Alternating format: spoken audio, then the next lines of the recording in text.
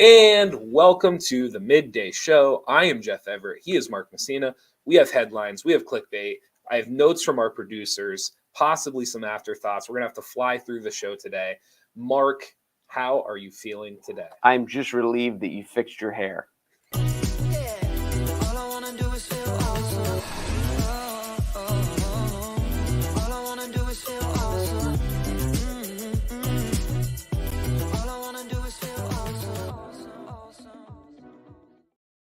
I had a coach once who actually said my hair bothered him because I was the only one on the team that he couldn't tell if they had just gotten out of bed or not. Well, I was just going to – well, first of all, we're late because I had a meeting, so I apologize for that. Second of all, you literally 5 minutes ago, you just said my hair is all matted down because of my hat, and you went like this. Yeah. And then when you're – is it different? Is it different? I don't know if it's different. Before you did it? I think you can just tell, like in the front, you can sometimes tell if it's been like pressed. And I just like to have it, up a little bit. I used to take the gel in high school because we all do stupid things when we're in high school. I used to gel the front like up, like straight up. Yeah. Like, did the chicks dig that? Like almost like punk emo, like boy band, like straight up styled, like spikes in the top of it. Yeah. Did chicks dig it? I don't think they digged it. As I got older, my hair I kept cutting it shorter and shorter and shorter till now, like this is as long as it gets. Oh, it was longer than this in high school. The front of it, yeah. Like I didn't have bangs, but like it was long enough that you could spike it up and those kind of things. I can't get over how much long hair there is now with younger kids, like Jimmy's generation. Yes, they like their hair. The girls must like it that way. You think so? When I coached in my stint before a few years back, I was the JV coach. The late teens of 2016, 17, 18. I said we have a boy band. We would get to the locker room because there's rules about headbands and uniform colors and they can't. So we would get to games and guys would say like, I forgot my headband, and other guys would be like, "What color do you need? I have them." And I was like, "This sounds like a girls' team." I think that they think. How's that for projecting my thoughts on other people? I think that the younger generation thinks it appears as if they don't care while really caring. Like they like the aspect of being able to like do their hair, but it gives the appearance of like, yeah, my hair's long. I don't really care. Like I don't. But you do. You're probably on something there. But you do is what I would say to them. Mm-hmm. What do you want to start with today? We've got some clickbait stuff. I do want to mention this before I forget it. Yeah. Because tomorrow's going to be freezing. Yes. Well, and we were just talking before. It's been a very mild winter, and so we should be thankful for that. Tomorrow's supposed to be cold, but there is a lot of good local basketball action here if you're in Williamsport. At I think the varsity at Newman and Southside girls, I think are at 1:30. Yeah. And then the Loyal Sock Southern. Okay. Don't the Loyal Sock girls play Southern tomorrow? At Loyal Sock. At Loyal Sock. Yes. It starts at like 3:30. Mm-hmm. And then the Loyal Sock Williamsport boys at like Common College are at like probably 7:30. By the time the JV gets over, you're 7:30, 7:45. Yeah. So you can do within like from Newman to Sock within like a 5-mile radius with a nice gap for dinner, as we talked about the other day. Faxon. You can grab some good basketball games. Yes. Some really good South Williamsport girls are really good. Newman is pretty good. It should be a fun game. Yeah. Southern girls are really good. Loyal Sox girls are pretty good. It should be a good game. And then Loyal Sock Williamsport. Like there's no clunkers in it. No. If you really like high school basketball, both on the boys and the girls side, and you don't have to go anywhere. You just like leave one gym, drive to another, and they scheduled it perfectly so you can eat in between. Yep. It is it's a fun day. I know Montoursville has Shamokin even 5 miles that way, and they played once, and it was a 4-point game. So it's a fun time of year. It really is. Games are starting to matter, and I was up at the Millionaire at the Dome last night. Things are starting to matter. It's very interesting. Tensions are a little higher. You can see it in coaches' faces. Like February's here. We're getting to the best part. February matters. We really, really are. Yes, it does. Where do you want to go? I have here a story about Mr. Beast and blindness that I think you'd like. I have a sheet smile policy. Have you heard about this at Nope. all? You're going to be interested, but you have some clickbait stuff too as well. So I'm going to leave the door open for you. All right. Well, let's start with this. And this, I don't even know where to go with this. There, the doppelganger murder. Okay. It was in Germany, and a female wanted to fake her death for whatever. They think because she had a boyfriend and her family didn't like the boyfriend. She also had an ex, and she was 23 or 24 years old. Okay. So whatever. She went online and found people who looked like her, and they've now, in backtracking this, contacted many of them. She ended up with like a famous one. This girl is very attractive, and they met over something about makeup or cosmetics, something. And they stabbed the girl like 50 times to the point of unrecognizable, then left the dead body in this girl's car. So then when they found it, they were like, oh, well, I guess she was just murdered. This is her. It's her car. She fits the description. Okay. And then like later on, I don't know how they even found it, but they did, and they ended up finding it. But she went online to find someone who looked like, I mean, this is a movie plot. Sure. She found someone who looked like her so she could murder her and then fake her own death, which didn't work, and now she's in prison. Have you ever seen someone that looks like you? Have you ever like came across somebody? It is an eerie feeling when you find like a genuine doppelganger. Like, I know they're not going to look identical necessarily, but it is like when you see somebody that could pass for you, it is an awkward feeling. Yeah, like I've never been in the same room with George Clooney, so it hasn't really happened to me yet. Been able to. It hasn't happened yet, and it probably never will. So you're fortunate for that. No, it's. I remember telling you the story about student debt, and like people were faking their death to try to get out of the debt. And that's still going on now, despite the arrangements that are trying to be made to get some people out of their college debt. But it's I think this stuff happens. I don't want to say this stuff happens more than we think, but I'm blown away at how much we don't find out as a society, like as a culture. I guess I was just surprised that like you ever get to the position where like, I know what I'll do. I'll find someone that looks like me and murder them. No, really? I agree with you, but this is a bad example, but think of how many things that other people don't know. Like, think of the secrets that whether they're personal, family, tight circle of friends. Like, just think of the things that that you don't think the rest of the 99% of people in your community know. And now that's just you. Yeah, right? No, I get it. And then you start moving around and you start thinking about what other people must know. And so I'm not implying that everyone knows somebody who's done that or something that extreme. But the point I'm making, like, there's a lot of weird stuff in the world that I think people get away with that we just never find out about it. All right. So then this was my other clickbait. Okay. How long would you guess? The whole thing was about dating and the society now. And this is a good one. And the timing of it. So on a first date, I'm guessing mostly blind date, I'm guessing, but not. Okay. You can't obviously know the person really well. Okay. How long does it take to decide, on average, if you are interested or not?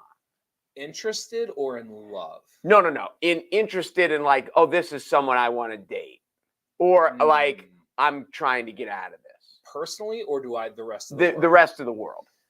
I think most people think they're interested within like the first commonality.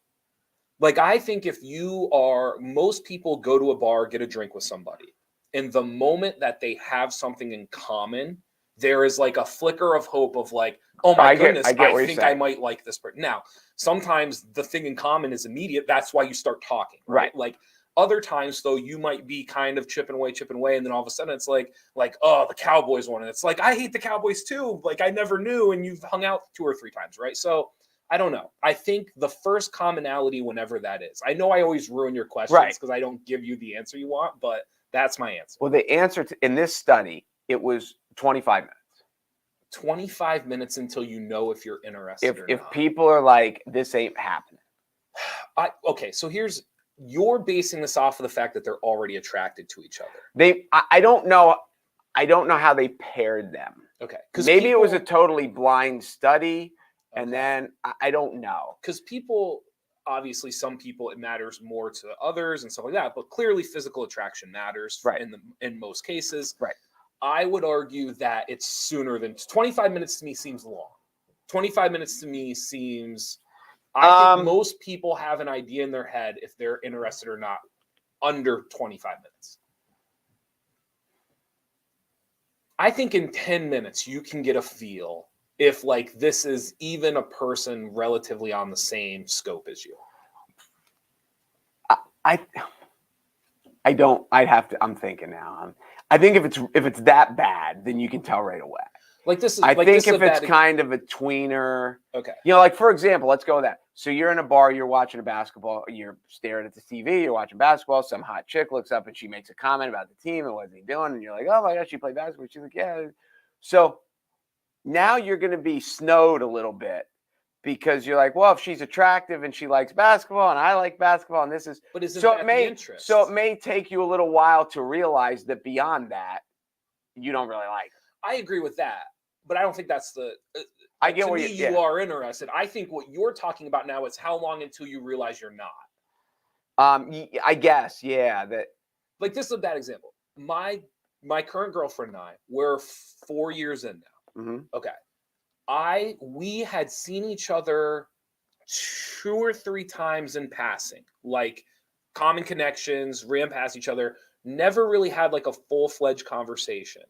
And then I would argue the first time I hung out with her, within 10 minutes, I was like, this is someone I could get, like, this is someone that I could get along with. Like, there's going to be conversations and things I can talk to this person. Like, there's something there. I'm not implying it means marriage or anything like that, but like, there's something to this person that I like, and there's something to go into. But now on her side, it probably took like 4 hours where she was like, I guess. She stalked me. Really? I believe it. We have a running joke. That I believe it. So, okay. So then here's the next question. Okay. And it is hard. I mean, I guess it would depend, because if it was someone you knew and it's a first date, then you obviously know that. That doesn't count though. That wouldn't count because yeah. Okay. So how long, according to this study, and I should have looked of who the study was, but I read it online, so it must be real. How long does it take men to fall in love? Okay. And then how long does it take women to fall in love? And we'll give it by months, because it's not like 10 minutes. My personal opinion, I think it's easier for men to fall in love than it is for women. Why? I think because we're simpler. No, well, I think with women, they are really looking for like concrete things, just in general. Not every woman is like this, and not every man is like this. I think women know more often what they want than a man does. And so I think sometimes a man stumbles into it and it's like, oh my gosh, like I think I love this person. Whereas I think for a woman, it's like they are really like, do they do this? Do they have that? Are they like, I think women have a much higher expectation and agenda of like what they're, in a good way, by the way, like in a way. I get what you're saying. In a way that I certainly appreciate and am incapable of. It goes back. Well, men are much simpler than women. I wasn't kidding with that. Like, women are way more complex, and as you like, a guy would be just like, yeah, this seems to be working. And so you think men would fall in love quicker? I do. What does the study say? See, my thought process was, I think women are looking for love more. Okay. And so therefore, I think and that maybe this is just me and the way I see the world. I think on like that first date, I think the woman wants it to work more than the guy, because I just think that's the way that, that women are brought up, that they're like, guys can be single, guys can kind of do their own thing, and women kind of need to be. Maybe. See, I think that's the difference in like our generations, the worlds we lived in. Maybe. Like, to me, the person who is desperate's an awful word. The person who wants it more, like the person who is hoping it works out more, typically has more to do with what they just went through. So the person, I get that. The person who maybe was broken up with, right, or the person who had a bad experience is much more hoping this works out than the other. No, I get that. So according to the study, on average, it takes men 3 months Okay. to decide that, like, I love this person. Okay. Women, 5 months. So you were right. Okay. And I'd have put all, what's the cliche? All the tea in China. Yeah. By the way, I don't know if that's the cliche, but it sounded good. My mom used to say it all. No, it was good. Like, No, that was makes like sense. when, That makes sense. I don't know. No, I'm not surprised. The 5 months, I think the 5 months might even be a little more sooner than I thought. I think I would have said like 6 to 8. Not that that's like a huge difference, but I would have never. I would have thought women would have. I also think too. I think you can. I gotta be careful how I say this. I think you can, as a male in the male female world. I think in that dating world, I think a female. You can win over a female's love by earning it, but it takes longer to earn it. Like if you are consistently, you just wear her down. Is that what you're saying? No, wearing her down is she's gonna give in. What I'm saying is like she could not show you interest for months, but if you are consistently like a nice person and you're making her laugh and like you're crossing each other's paths over and over again, you can eventually earn it. Whereas I feel like the opposite way doesn't work as often. Like I feel like men are much more like see me eat me, like it's more of like it's an impulsive of like oh, like this person's here and I think I like them. No, I get your point. I never thought of it before, but I think I agree. Yeah. So that's where I would go with that. Again, it goes back to men are simpler. And they're just like, I like her, I don't. And there's no she's not swaying me 3 months from now. Correct. I don't think men double back's the wrong word. I think men, it's like, no, like I don't think it's there, and it's. And I've turned the page. And I think women are much more thoughtful, and you can kind of like, well, he did, he's made me laugh, and and it's kind of like, I don't know. I think women are just so much better than men is the point that I am making. See, I don't know. I was gonna say, I think if you had to design it, I think women deep down are jealous of the simplicity of men. Well, yeah. That you get your hair ready by going like this. Sure. Well, I think I've told you before, one of my favorite things about the people that I have dated before is like very rarely have I dated like a high maintenance person. Like because you're so high maintenance, you take up all the time. That's what it is. So I do agree with you that there is a simplicity that maybe they are jealous for, but I don't think they look for that simplicity. Like, I don't think they're jealous of the simplicity of men from time to time, but I don't think they're like seeking it out. I get what you're saying. I don't think I'm attracted to that. I'm with you. Which that's a whole other conversation as well. That was interesting. Those were good. Those are your clickbaits. Huh? That was my clickbaits. You always find the good stuff. This is a little clickbaity. You and I have talked about Mr. Beast. You've heard about Mr. Beast. Only from you. You told me about it. He's #1 in the world of YouTube, which in your son's world is like being a star in Hollywood, essentially. Yes. Like it's almost a bigger deal than being the biggest star in Hollywood. And he's 20? He's in his lower 20s now. I don't know his exact age now because I can't remember how long ago we talked about him. So he posted a video. He paid for 1,000 people who were having blindness issues, cataracts, different things, cloudy vision. He paid for 1,000 people to get a surgery done. It was about $10,000 of surgery. So he paid for 1,000 people in an 8-minute video to get all of their stuff taken care of. He paid a medical professional, came in, knocked them out. He is getting backlash for a variety of reasons for this video. Some people are saying he is using people's disabilities for clout. So essentially he's like going out, finding these people who, I think it's a little weird too, but we're going to talk about it. So there's a little bit of the clout issue. There is a concept of why did he have to show the video? Why couldn't he just do this and then announce it? But the only reason he's able to do it is because he's a YouTube star.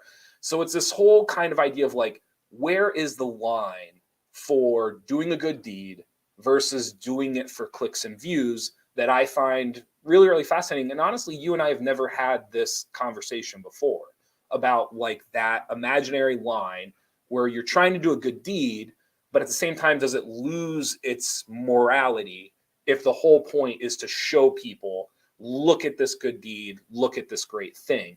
I find myself leaning towards Mr. Beast on this issue. I agree. Because, so let's look at it this way. Okay. Put yourself, how many people? 10,000? 1,000. Put yourself in one of those 1,000 people. Okay. Who he just helped with their vision. Yes. Do they care what his motivation was? I agree. So he made the world a better place. Mm-hmm. If he made money off of it, which he probably did, yes. because but this is how he makes money. As you made a good point. Like this is the reason that he could do it is because of this. So who's hurt? So you're like, well, people are now examining his motivation, what's in his heart, whatever. The 1,000 people are thrilled. I don't see who's hurt. Yeah. This is what he does. If you didn't like it, then don't watch it. But there's lots of people who. But there are all kinds of. Whenever you do something good, like we just had the Hats for Heat people on here. What they say? They think they've got one negative comment. Did they say? Did I hear them say that? I don't remember what they said. But even for that, it started incredibly philanthropically. They've raised over $80,000. They're getting close to $100,000 to give away, and they're giving all of the profits away to help people pay for heating, to give people free oil so they don't have to pay for it because they can't afford it. Correct. Somewhere in this, there are going to be people who say, well, they're just doing it to drive business because now you're giving free advertising their business.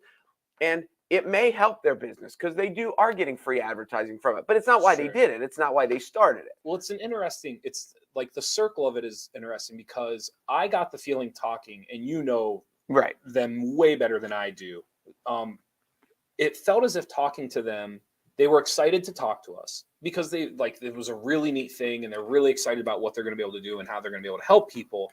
But you could also tell this was the result. It was like a necessity of if we want to raise more money, if we want to sell more hats, if we want to take this as far as we possibly can philanthropically, we should probably come in and talk to the Midday Show, and we should probably leave and go talk to WNEP.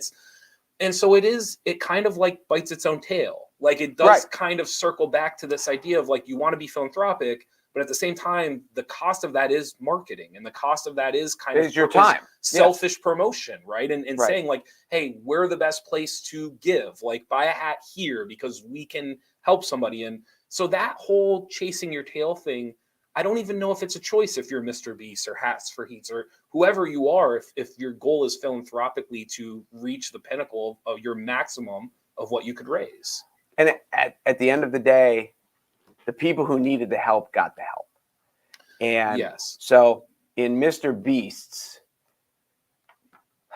I just see how many because you know this better. How many viewers, followers does he have? So just to give you an idea, the video got 60 million views in 3 days. Okay. I mean, what is a typical video of his? Oh, I mean, he has videos with hundreds of millions of views. Okay. I mean, this is my video point that gets less than 100 million views is a failure. A failure. It's a flop.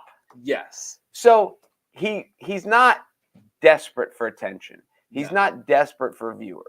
So I can't imagine that his thought was, I'll do this and it'll look good and we'll fool society and everyone will come watch it. Mm-hmm. I can't. But the key there is at the end, because at some point the goal is will people watch this or not? Correct. And by the way, the more we talk about this, I find myself more pro Mr. Beast. I think I'm scenario. I think I'm 100% Mr. Beast on this. So here I'll give you Mr. Beast? Mr. Beast. So I will give you the devil's advocate. And this is what somebody brought up. If he thought the video would only get 5 million views, would he have helped the 1,000 people? And the answer is no. The answer to that question is no. He would not have done this if he thought it wouldn't have gotten enough views.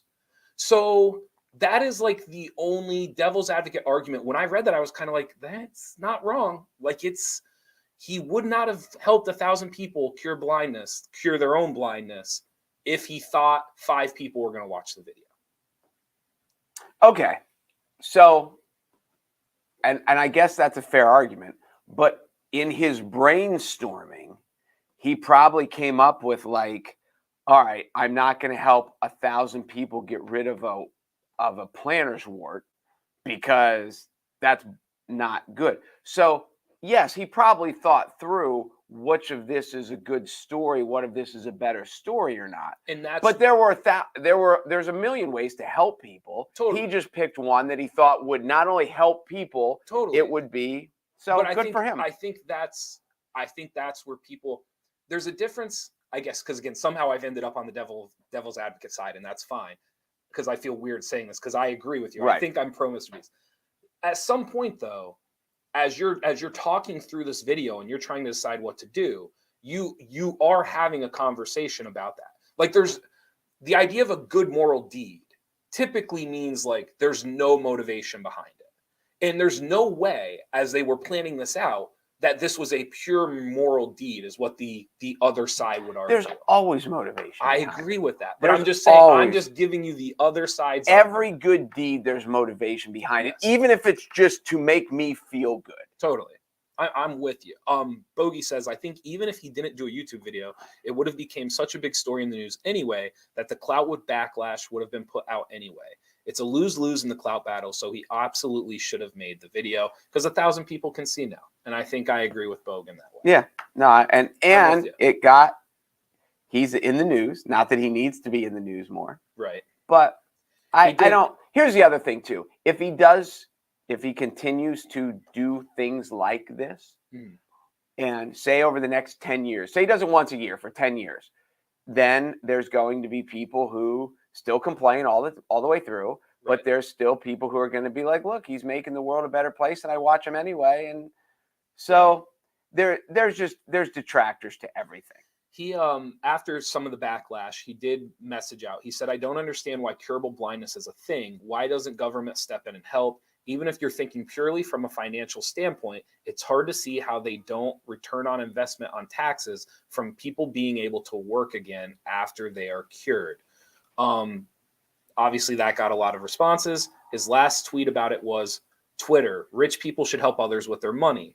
Me, okay, I'll use my money to help people, and I promise I'll give it away before I die, every single penny. Twitter, Mr. Beast bad. So even he's having a conversation within himself of kind of like, how am I the bad guy here? I find the conversation very interesting because you and I talk a lot about kind of how different the world has changed so quickly. There is a philanthropic question here of if you are able to do these things for people, but the cost is you have to ask yourself, will this get clicks? Will this get views? Has our morality shifted? Because I would argue 15, 20 years ago, this would have been a different conversation. Like having to post this, people would have been like, why are you posting it? Why are you sharing the video? Right. And now the argument is like, I have to post and share the video because I might be able to do it for another 1,000 people because you can make money on it. Okay, so let's say this. Let's do it this way. So rock bands do benefit concerts. Okay. What do you think like is Bruce Springsteen coming to do a benefit concert at Lamedy Gymnasium? No. He'll do one at Bryce Jordan. Right. Because they can sell 19,000 people as opposed to 1,900 people. Right. And if he's like, I'm going to go through the thing, we're going to bring the tour, we're going to rehearse, we're going to do all this stuff, we're going to do the setup, I'm going to do the show. Yeah. I'm not doing it for 1,900 people, but I'll do it for 20,000. Right. So does that make him a bad person? No. There's a value to it. And he's like, and if we do it there, we'll raise more money. Like, why wouldn't I do it there? Right. So I just use Springsteen just because I read something about him. But no, I think I'm pro Mr. Beast. I think the conversation's interesting because I think people are going to have to change their perspective of what it means to share or post a good deed. Because I think right now you and I talked about it on social media, like parents who post stuff about their kids and like, why are you posting stuff about your kids? And you know, the debate between that. Because I think you and I disagree on that. We disagree on that a lot. And so I think this is very similar. I think there are people in society where I think they were so ingrained that like you do a good deed because you want to do the good deed. And I think this challenged that. I think it made people question that idea of seeing the good deed posted. Yes, but it's when I don't be insulting here, but it's when dumb people try to tell you what's in somebody else's mind and what's really in somebody else's heart, and you can't really tell. So let's get away from that and let's look at what we can tell. If you're asking these people who are the detractors, here are the two choices. Mr. Beast can either pay for these people's surgeries and help 1,000 people get their sight back, or not. Which do you choose? I choose him doing the video. Yes. So for anyone who's like, I'd rather not have these 1,000 people get their sight back because I don't like the moral compass of Mr. Beast, then you're a horrible person.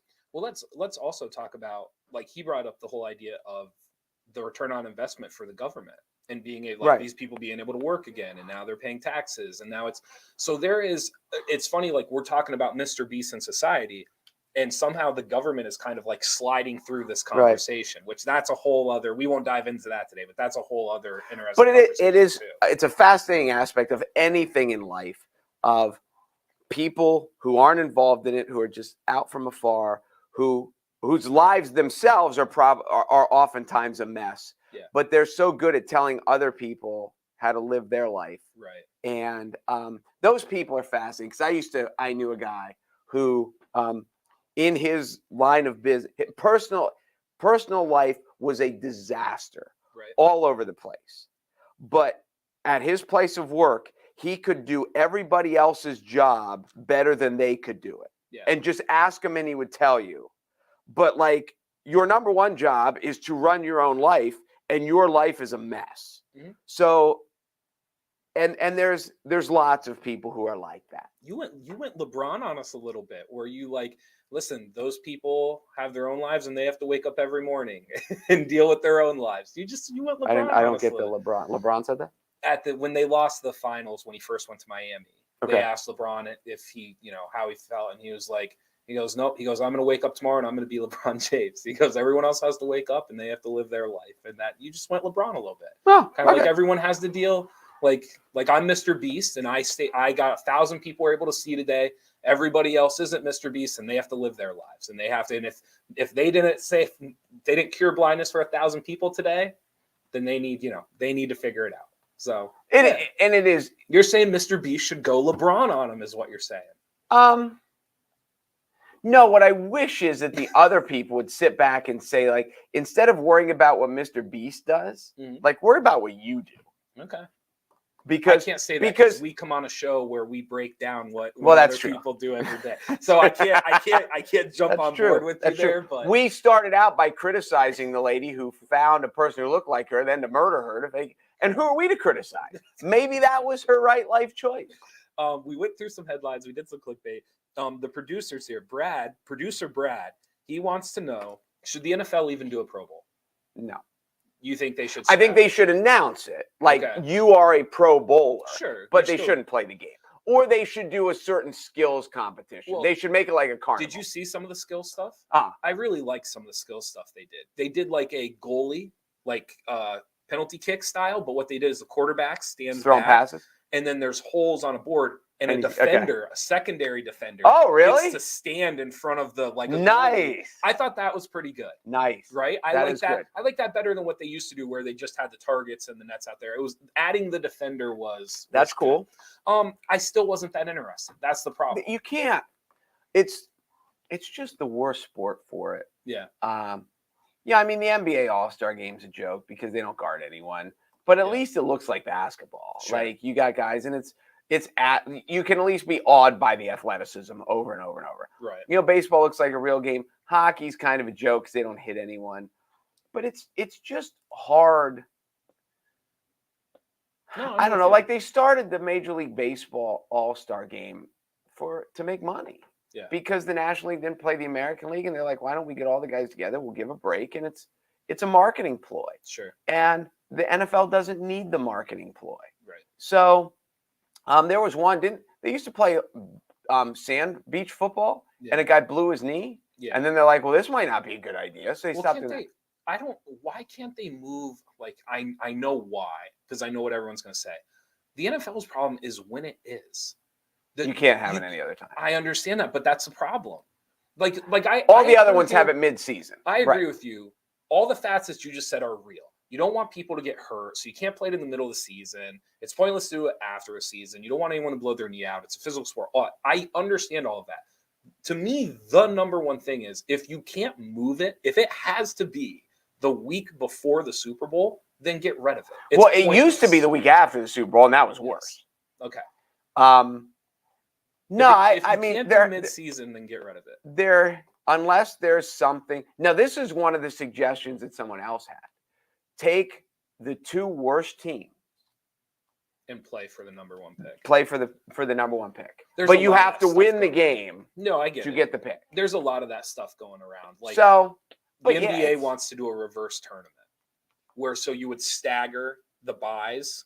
So essentially, like you're guaranteed a certain pick, but if you're like the 13th worst team, you can keep winning and earn your way all the way up to the first pick. Okay. So there's a lot of that stuff being floated around in all the sports. That would be unbelievably entertaining.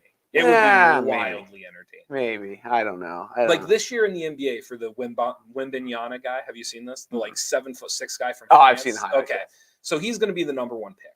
All these teams know this. I mean, can you imagine a end of year tournament for the bottom 14 teams where you are now playing to try to draft Victor Wembanyama? But I mean, the teams would be killing each other to try to win those games. Except, I mean, to a degree, but like they talked about in football, if they take who were the 2 worst teams? Was the Colts? Bears and someone. Bears and whoever. So they go out, and it would be a bad example because Justin Fields is a quarterback. But for most of these bad teams, you have a bad quarterback, and you're telling him, you go out and win, so we get the first pick, so we can pick a quarterback, and you're out of your job. Maybe football's different then. Basketball would be ingenious. Maybe. No, it is. It's in basketball, it makes perfect sense. In football, I get your point. Because there's this one position that just dominates over all the others, you have it or you don't, and now you're telling the people that don't, like, sorry, you're never going to get it. So I understand why it doesn't work in football. In basketball, it's ingenious. I don't think people are watching 2 bad teams play so they can see who gets for Victor Wembanyama. They will. You know how many people knew who Victor Wembanyama was before? Like, diehard basketball fans do, but nobody else. You say that. Do you know how many people are going to know who he is 365 days from now? Maybe a few, but are they watching?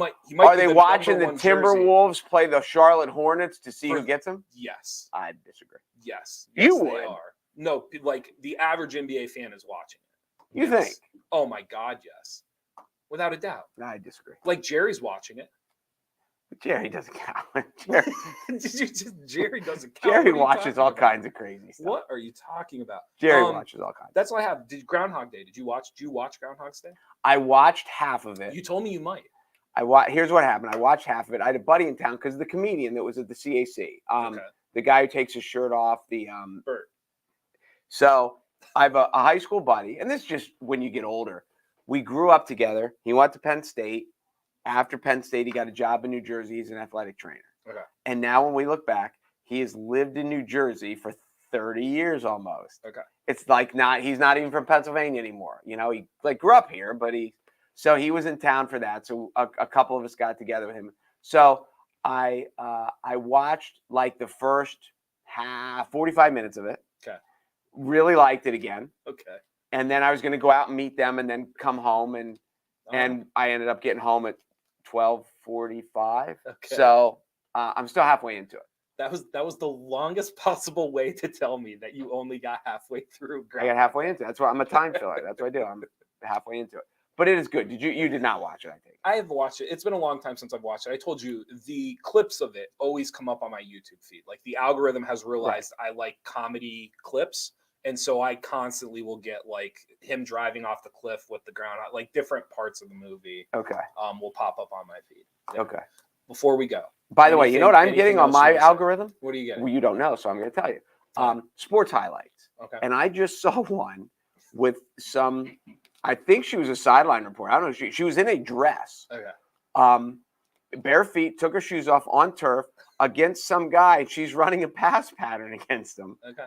And she runs down, and he turns to go. She pushes him, swims, cuts in, catches a pass, and he goes down. And I don't know who this chick is. Yeah. But she was in a dress, and I don't know if the guy was like not playing hard until he realized he was beat. He ended up on the ground and she ended up in the end zone. Well, this is young. Young people are stupid. This is why young people are stupid. Most sideline reporters, guess what they did at some time?